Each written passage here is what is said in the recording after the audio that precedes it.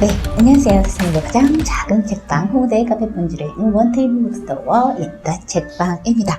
네, 오늘은 하승우 정치학자 하승우 선생님과 함께하는 사회과학 강독회 2020년 버전 공공성의 경로들을 주제로 해서 공공성 각 분야별로 해서 지금 논의를 하고 있잖아요. 매주 화요일 아침 10시 반에 매번 하고 있는데요. 벌써 아쉽게 중반을 넘어서 6강째 접어들고 있어요. 이번에 살펴본 건 복지정책, 한국 복지정책 형성의 역사라는 김준호 선생님이 정리하신 책 가지고 중심으로 이야기를 했는데요. 국가와 국민생활의 변혁, 되게 둘 다 되게 낯설잖아요. 국민생활이라니.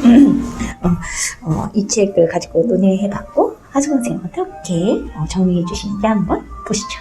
지난번에 먹거리, 사실 먹거리 얘기할 게 되게 많은데, 이게 반도 너무 많아서 반도 못한 것 같아요.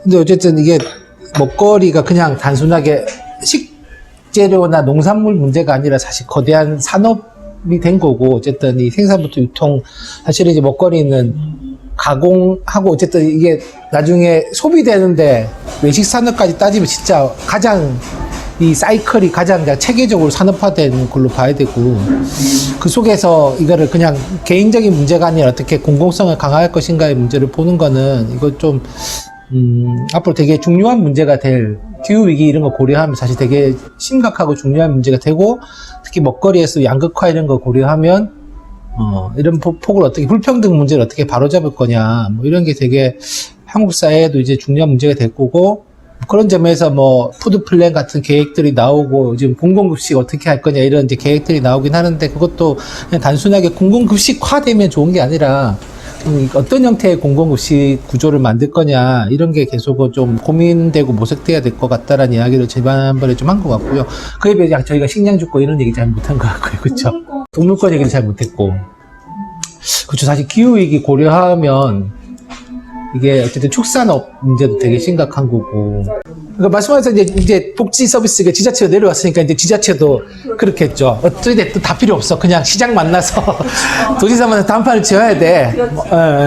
그러니까 근데 그게 어쨌든 간에 가지게 되는 위험성은 결국 바뀌면 뭐 단체장이 바뀌면 그거의 변동을 어떻게 책임질 거냐. 뭐 이런 문제는 계속 남아있는데, 어쨌든 그런 게 하나 있었고, 또 하나 되게 재밌었던 거는, 그러니까, 알고 있었던 문제인데, 이게 수치로 보기가 재밌었어요. 새마을 분여회, 뭐, 70년대 말까지 새마을 분여가 확대되기 시작해서, 80년에 보면 새마을 분여회가 전국에 94,000분의 회원수가 317만 명. 일이 어마어마한 조직이. 그 당시에 370만 명. 여기도 보면 대한노인회도 보면 사실은 그러니까 약간 근데 한두 가지 아닌데, 근데 약간 보면 대한노인회는 내분도 있고 뭔가 이렇게 내부에 정치적인 이 스펙트럼이 있는데, 그러니까 우리가 보면 관변단체를 그냥 우리가 그냥 막연하게 관변단체 생각하는 것보다 사실 되게 이게 컸고, 어찌보면 또 이런 게 복지 쪽을 일정 정도 담당했기 때문에 영향력이 큰 거잖아요. 지역 내에서. 그렇죠. 근데 어쨌든 명분은 일종의 민간 복지 활성화. 어쨌든 그런 것들이 나도 나름의 되게 정치적인 구조와 과정을 갖겠고. 근데 지금 생각해보면 약간 그런 생각 드는 거죠. 어쨌든 정부도 계속 이런 형태의 민간을 활용한 형태의 복지 정책을 계속 유지를 하고 있는 건데, 옛날보다 많이 다변화된 거죠. 그리고 일정 정도는 이제는 뭐 여기 나오는 것처럼 어쨌든 뭐 일종의 예전에 구호행정에서 나왔던 어쨌든 근로구호라고 하는 게 이제 자활이라고 하는 걸로 건너온 거고, 이제 자활도 사실은 이제 다 자활 센터들 중심으로 이렇게 많이 작동을 하고 있는데, 어쨌든 이제 보면 그거죠. 그러니까 그럼 결국 어찌 보면 과거에 우리가 되게 많이 비판했던 것들은 어찌 보면 복지 재정이라고 하는 것이 이제 사회로 풀려서 작동하는 방식들인 건데, 이 책도 보면 사실은 일정 정도는 이제 뭐 그런 게 있는 거니까, 가령 재가구호랑 시설구호랑 어떻게 말 거냐 해서 사실 시설구호가 가지고 있는 장단점이 명확하게 있는 거잖아요. 특히 뭐 장애인 정책이나 뭐 다른 여러 가지 정책에서. 그럼 결국 시설구호를 하려면 정부가 시설을 다 치워서 하는 게 아니라면 결국은 민간 단체나 이런 데서 하는 것들을 이제 지원해주는 형태로 지금 많이 이제 시설구호 갔는데, 지금 이제 이 시설구호들이 가지게 된 문제점들이 되게 많잖아요. 종교기관이 운영하는 곳이든 아니면 다른 곳이든. 학교랑 비슷한 것 같아요. 재정은 되게 많이 투입되는데 이 민간이 운영하고 있는 이 시설들에서의 그 복지라고 하는 게 진짜 권리로서의 복지인 건지 아니면 그냥 과거에 했었던 구호행정과 같은 그냥 취약계층에 대한 일종의 시혜적인 근데 사실은 시설에 있는 사람들은 대부분 다 약간 보면 권리로서의 복지가 아닌 거죠.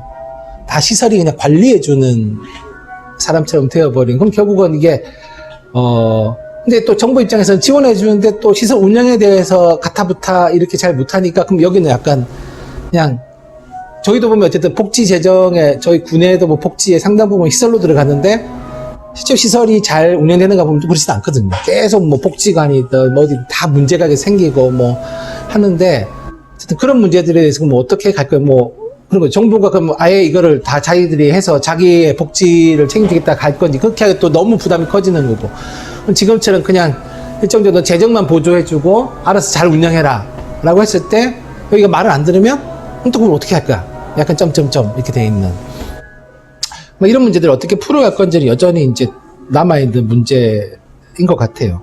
근데 어쨌든 이 책은 어쨌든 약간 이게 경로를 보여주면서 결국 경로가 가지게 되는 일정 정도의 영향력이 뭔지 그리고 뭐 저는 그것도 재밌었어요.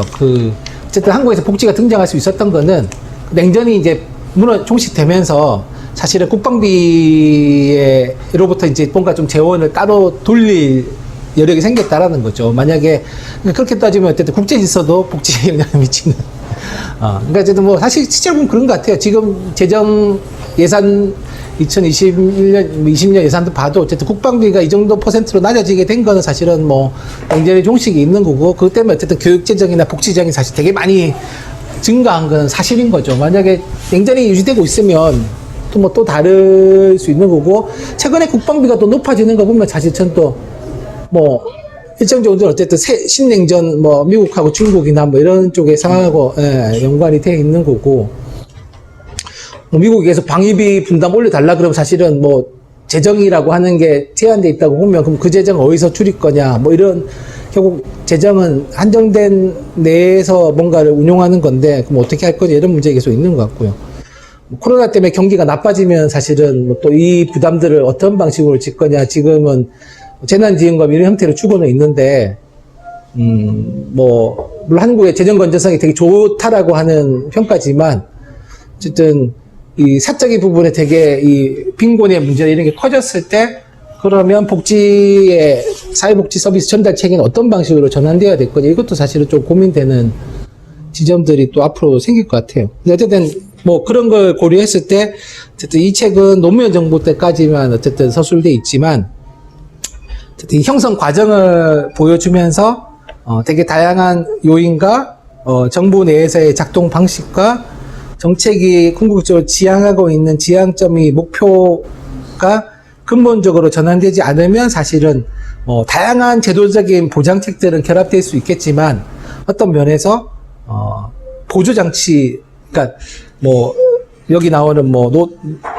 김영삼 정부 때까지 한국에 사회복지는 없었어 이게 아니라 뭐 사회복지는 없었지는 않았지만 근본적으로 그거는 복지 체계로서가 아니라 사실은 일정 정도의 뭐 시혜 체계로 존재했던 거고 이제 권리 체계로서는 사실은 김대중 정부 때부터 된 거고 참여 개념이 들어간 건 어쨌든 뭐 노무현 정부 된 거고 그럼 이제 앞으로 우리가 만들어 나가야 될 복지는 뭔가에 대해서는 없지만 어쨌든 이 흐름을 봤을 때 앞으로 고민해야 될 지점들도 이거를 전혀 무시한 상태에서 얘기하기 힘들 거다. 뭐 이 책이 제가 보여주는 건 이 정도 이야기인 것 같습니다.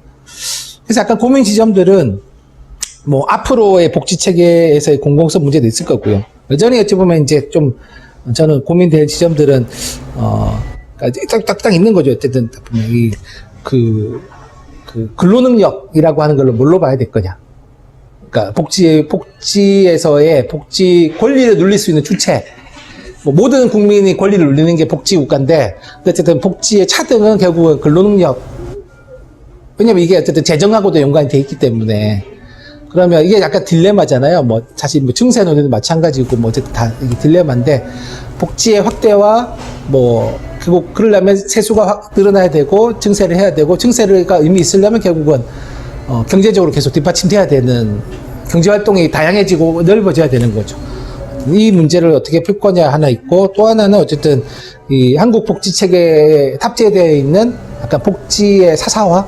그러니까 어쨌든 1차적으로 개인의 책임, 가족의 책임에서 뭐 일종의 이렇게 동심화처럼 그게 안 되면 국가가 책임지는 형태로 되어 있는데, 사실은 어쩜 그게 가지고 있는 되게 문제와 폐단들이 있는 거죠. 왜냐하면 어쨌든 계속 이거를 사회 문제를 개인의 문제로 전환시키는 게 있기 때문에, 그럼 이걸 어떻게 좀 개인 문제를 어떻게 사회화 시킬 거냐, 뭐 이거는 사실은 뭐 의료나 교통도 다 마찬가지인데요.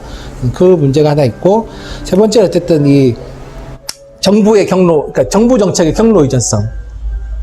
한번 어쨌든 뭔가 약간 이렇게 전환시켜야 될 필요가 있는데, 이 경로 이전성이라고 하는 거 어떻게 좀 새로운 형태로 만들 수 있을 거냐. 그냥 그 전에 우리는 민간이 참여하면 정책 주도의 패러다임이 바뀔 거야, 이렇게 당연히 생각해 왔는데, 사실 보면 이제 그게 잘 안 된단 말이죠. 계속 여전히 민간이 들어가도 민간은 약간 나오는 얘기는 들러리고, 그러다 보니까 예전에는 사실 보면 민간이 위탁하는 게 되게 혁신적인 방법이었는데, 이제는 혁신적인 게 아니라 약간 민간이 그런 얘기 되게 많이 하는 거죠. 우리가 무슨 따까리도 아니고 시키는 일만 해야 돼요. 민간의 주도성이 아니라 우리가 무슨 뭐 우리가 실무에주로 들어갔나? 약간 이런 거죠. 약간 이제 관은 계속 상위기구인 것처럼. 그러니까 이런 구조를 어떻게 좀 바꿀 거냐. 특히 아까 뭐 얘기하셨지만, 요즘 또 앞으로 이제 코로나 이후의 사회에서 이 참여 방식도 바뀔 거잖아요. 지금 같은 위원회 방식도 줌도 쓰고 뭐 이렇긴 하겠지만, 사실 제가 볼 때 줌 못 쓰는 사람이 제가 볼 때 아마 주민자치위원회 태반은 줌이 뭔가 멀리실 건데, 그럼 어떤 참여 방식의 변화 이런 것도 어떻게 고려해야 될 거냐, 이런 것도 약간 고민되기도 하고요. 그러니까 뭐 복지라고 하는 것들이 과거와 되게 많이 변화를 경험했지만 여전히 많은 고민점을 남기고 있는 게 한국 사회의 문제가 아닐까? 생각이 좀 듭니다.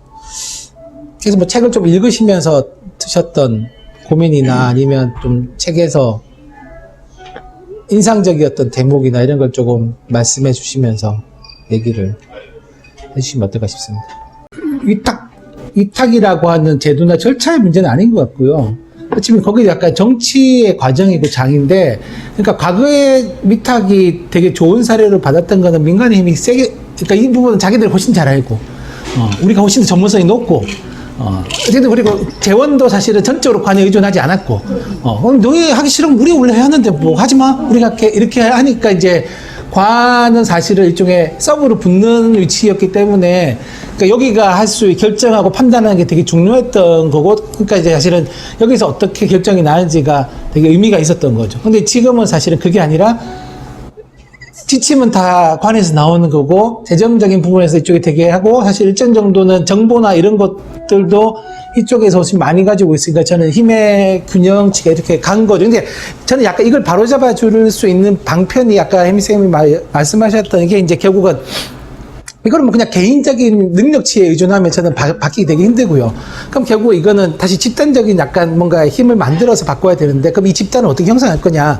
그냥 옛날처럼 같이 하기에는 이미 되게 이해관계 욕구가 다양해졌단 말이에요. 그럼 결국 저는 이거는 우리가 같은 기반에 있다라고 하는 걸 확인하는 방법은 저는 일정 정도 노동자성에 기반하는 거고, 그러니까 아까 얘기하셨던 것처럼 지금은 사실 되게 다 분절돼 있기 때문에 각자 싸워야 되니까 힘이 전혀 안 살아나는 건데, 그럼 이걸 약간 과연 어쨌든 사회복지 관련돼 있는 사회서비스 관련돼 있는 직종에 있는 사람들이 일정 정도 자기를 조직화낼 수 있다면, 저는 어쨌든 이게 저는 이게 일정한 시간이 걸릴 거라 보거든요. 어쨌든 지금도 여기도 전 책을 보면 어쨌든 이게 긴 시간에서의 싸움에서 패러다임이 바뀌는 건데, 그럼 결국은 약간 긴 시간의 싸움을 통해 가지고 저희도 뭔가를 바꿔 나가는 과정 대신에 이 시간에 지금 우리는 뭐에 집중해 싸울 것인가에 대한 약간 저는 판단이 필요한 것 같고요.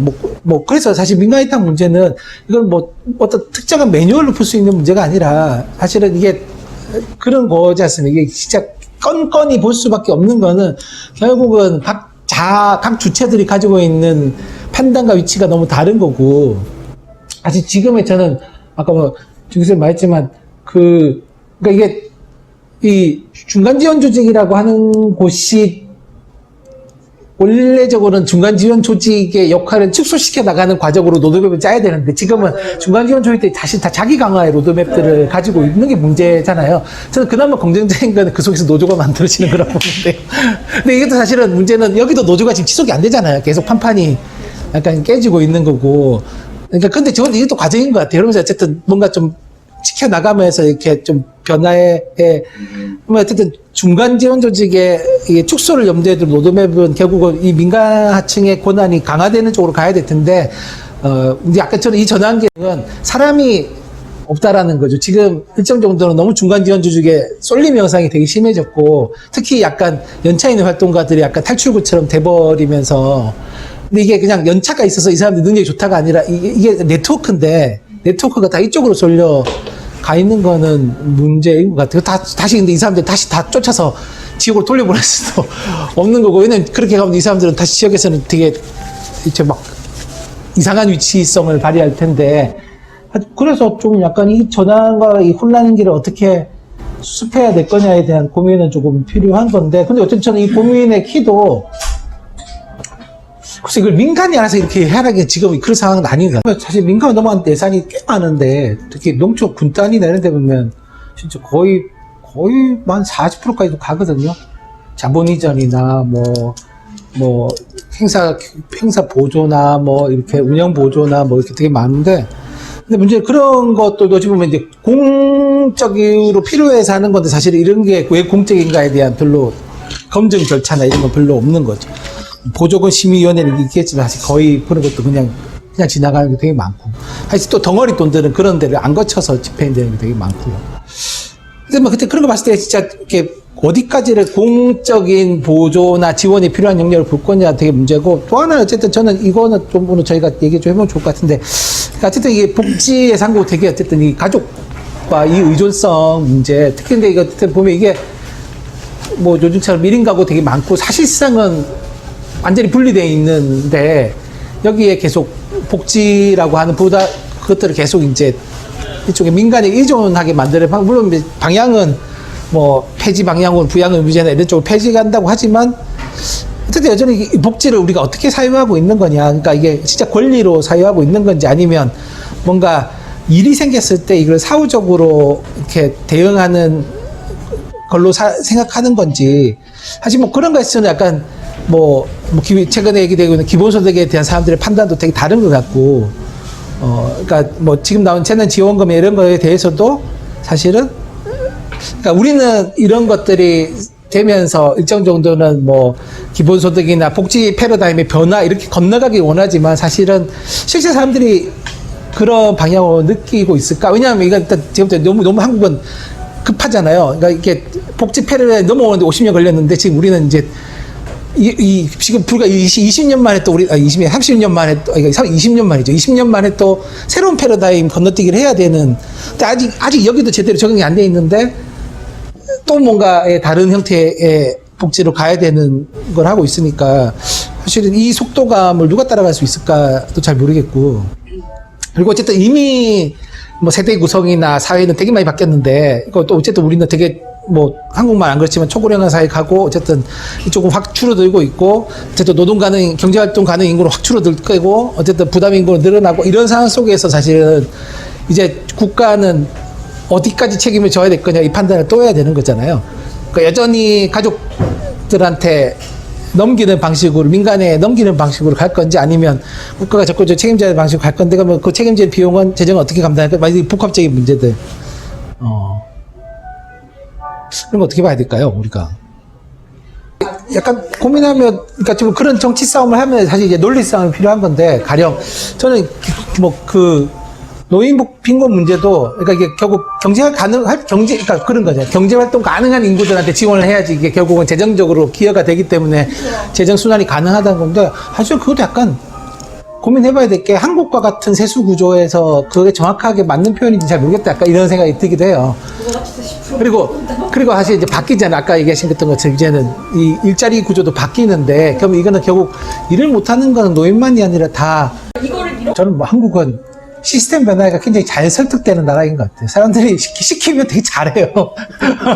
분리수거 되게 까다로운 것도 시키면 되게 잘하고, 그래서 약간 이게 시스템과 시스템의 공백들을 연결해주는 되게 가교들의 역할을, 누군가의 선의를 기대하지 말고 이거를 이제 어찌 보면 그 역할을 할 사람들을 만들어내는 게 필요한 거예요.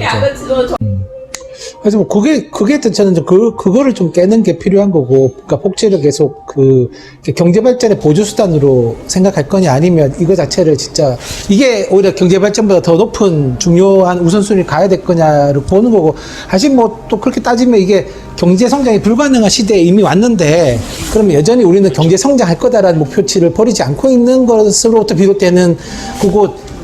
재원은 사실 저는 약간 요즘도 계속, 어제도 오랜만에 계산서 보면서 약간 생각이 들었는데, 그러니까 우리가 세수 구조에 대한 사실 이해가 별로 그러니까 우리가 이해하고 있는 세수 구조가 맞나도 좀 약간 판단해 봐야 되는, 왜냐면 이 경제 활동 인구의 세금으로 재원이 충당된다라고 하는 건 사실 되게 옛날 발상이거든요. 사실 지방정부만 봐도 이미 사람들이 내는 뭐 소득세 이런 건 사실은 별로 중요한 재원도 아니란 말이에요. 그냥 한 5손가락 안에 들어가는 정도지. 그러니까 사실은 지방정부 입장에서든 중앙정부 입장에서는 이미 세입 구조는 되게 많이 바뀌고 다변화됐는데, 실은 이게 지방세보다 세외 수입이 훨씬 많지 않습니까? 보면 지방정부도 보면. 그러니까 이게 결국 이건 어쨌든 이게 사람들이 일상적으로 그러니까 소위 말해서 인당으로 내는 세입이나 이런 건 사실 많이 바뀐 거고, 뭐 이게 활동 가능 인구라고 하도 이게 결국은 파생되는 경제 효과는 이게 어쨌든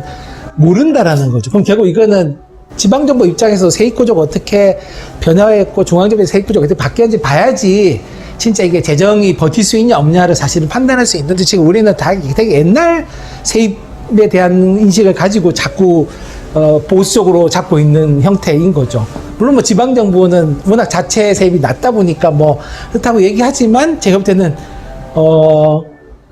낮아도 사실은 자체 세입이 잡히는 거고, 그게 어쨌든 포션이 일정 정도는 10% 넘게 있잖아요. 그럼 결국 어쨌든 뭐 매칭 빼더라, 아까 다 빼고 나면 사실 광역도 적지만 기초도 적은데, 그래도 어쨌든 자기의 자체 정책 사업을 할 수 있는 건 있는데, 그거를 뭘로 잡을 거냐는 사실 전 여러 가지 판단에, 근데 지금은 다 성장에 잡고 있으니까 다 사업에 넣는단 말이죠. 뭐 테마파크, 뭔 사업, 매칭도 사실 다 그런 거 매칭 붙이잖아요. 그러니까 좀 약간 정부가 뭐 기능을 해야 되느냐를 이렇게 상을 바꾸면 저는 재정 투입의 방향도 바뀌는데, 지금 우리는 되게 옛날 성장 모델의 패러다임에서 재정 세수와 세출의 방식을 찾고 있으니까 다시 계속 그렇게 되는.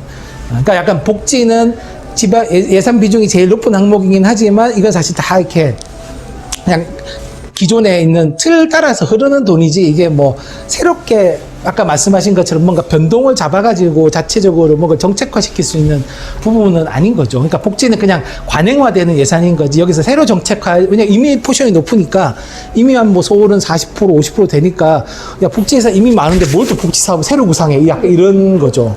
그러니까 근데 약간 저는 좀 경로를 세부화시켜 볼 필요는 분명히 있을 것 같아요. 그래서 예전에 제가 준기쌤이 얘기했던 것처럼 약간 이 재정 전문가 좀 우리도 좀 약간, 그러니까 이게 정부 입장에서, 기재부 입장에서 재정 전문가 말고 약간 시민사회 입장에서 재정 전문가가 나와서 이 기존의 흐름을 좀 약간 분석해주면 좀 다른 루트를 찾을 텐데, 너무 그 얘기는 없는 거죠. 사실 뭐 행정 하신 분들, 경기도는 주로 그 누구냐, 경기대 그 교수님 하시는데, 어쨌든 그분도 어쨌든 기존의 그냥 틀에서 재정을 보시더라고요. 그래서 약간 그런 쪽은 좀 달리 접근하는 게 필요하겠다. 그러면 사실은 노인빈곤이나 뭐 다른 여러 가지 청년활동 지원 예산도 이걸 자꾸 경제적 효과로 많이 집중되는데, 이거는 좀 다르게 가야 되지 않나? 약간 이런. 다음번은 저 책이 맞다. 저희가 약간 교육과 약간 이런 쪽 파트도 보면 좋겠다 생각이 들어서 했는데, 책이 없고 해서 그 오늘의 교육에서 나왔던 그 공모서 특집에 그 추천받아서 받은 그 논문이 있는데, 제가 보니까 5개 정도 보내주셨는데 그 중에 2개 정도 보는 게 좋을 것 같아서 그거 메일로 보내드릴게요. 그래서 다음 주는 그걸 보고 하고, 에너지는 지금 보고서를, 그것도 마찬가지로 책이 없어서 보고서 중에 괜찮은 거를 하나 보면 좋겠다 싶어서 그 보고서를 보고 있는데요. 그렇게 찾아서 하고, 저희가 어느 정도 중반을 지나와서 이제 3번 정도 남은 것 같아요. 그래서 다음 주 교육, 그 다음 주 에너지, 마지막에 이제 그 다른 세계는 가능하다, 그 책 가지고 정리하면서 마치면 어떨까 싶은